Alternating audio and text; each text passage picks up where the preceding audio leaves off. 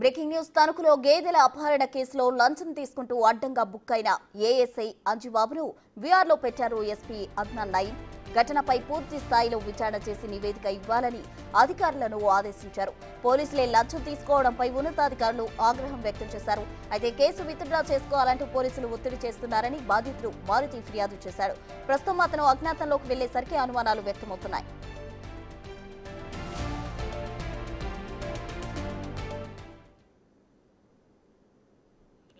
మా గ్రామం పక్కన వేల్పూర్లో డైరీ ఫామ్ పెట్టడానికి ఓ స్థలం లీజీ తీసుకున్నామండి. అక్కడ 1 ఇయర్ నుంచి మేము డైరీ ఫామ్ చేస్తున్నామండి. రీసెంట్గా దొంగతనం ఒకటి జరిగిందండి. అక్కడ అదే 2 గేదెలు మావి దొంగతనం చేశారు. 2 మంత్స్ తర్వాత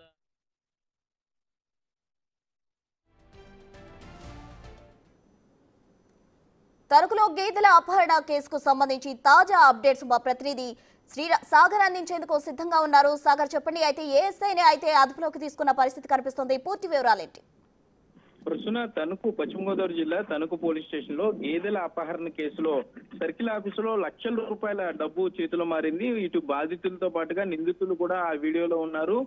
పోలీస్ స్టేషన్ లోనే ఏఎస్ఐ అంజుబాబుకి డబ్బులు ఇస్తూ డబ్బు నోట్ల కట్టలు ఇస్తున్న వీడియో సోషల్ మీడియాలో వైరల్ కావడంతో పాటు కొంత అక్కడ బాధితుడు కూడా ఎవరైతే ఫిర్యాదు చేశాడో అతనిపై కూడా పోలీసులు ఒత్తిడి చేయడం, కేసు వాపసు తీసుకోవాలని చెప్పడంతో బాధితుడు పోలీసు ఉన్నతాధికారులను ఆశ్రయించాడు. ఇదే విషయాన్ని మనం బిగ్ టీవీలో కూడా పోలీస్ స్టేషన్ లో పెద్ద ఎత్తున డబ్బులు చేతులు మారిన వ్యవహారం అంటూ కథనాలు ప్రసారం చేస్తాం. దీంతో పోలీసు ఉన్నతాధికారులు స్పందించారు. పశ్చిమ గోదావరి జిల్లా ఎస్పీ అద్నాన్ నయీం ఈ ఘటన మీద పూర్తి స్థాయిలో విచారణ చేసి నివేదిక ఇవ్వమన్నారు. అప్పటి వరకు విచారణ ఏదైతే ఆ రిపోర్టు వచ్చేంత వరకు కూడా ఏఎస్ఐ అంజుబాబుతో పాటుగా పోలీస్ స్టేషన్ ఎస్ఐ కూడా వీఆర్ లో పెడుతూ ఆదేశాలు ఇచ్చారు. మరోపక్క పోలీసులు ఎవరన్నా లంచం అడిగినా కూడా, ఎవరన్నా డబ్బులు డిమాండ్ చేసినా, లేకపోతే ఫిర్యాదుదారులు లేదా ముద్దాయిల మీద ఒత్తిడి చేస్తే తప్పకుండా ఉన్నతాధికారులను సంప్రదించాలంటూ కూడా జిల్లా ఎస్పీ అద్నాన్ నయీం చెప్పడం జరిగింది. మరోపక్క ఈ గేదెల అపహరణ కేసుకి సంబంధించి అఫీషియల్ గానే రికవరీ చేసాం, ఆ డబ్బు అఫీషియల్ రికవరీలో చూపించాం, బాధితుడికి కూడా ఎవరైతే ఫిర్యాదుదారుడు ఉన్నాడో అతనికి అందజేసాం అంటూ కూడా పోలీసులు చెప్తున్నారు. కానీ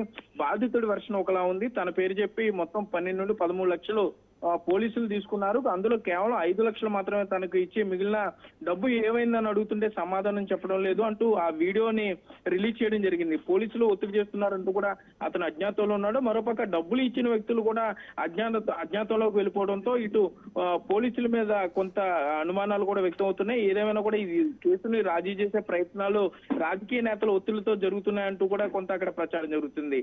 ఏదేమైనా కూడా పోలీసులకి డబ్బులు ఇవ్వాల్సిన అవసరం లేదు, ఎవరైనా పోలీసులు ఒత్తిడి చేస్తే తప్పనిసరిగా పోలీసు ఉన్నతాధికారులను సంప్రదించాలంటూ పశ్చిమ గోదావరి జిల్లా ఎస్పీ అద్నాన్ నయీం అయితే చెప్పడం జరిగింది. ప్రస్తుతం రైట్, థ్యాంక్ యూ సాగర్.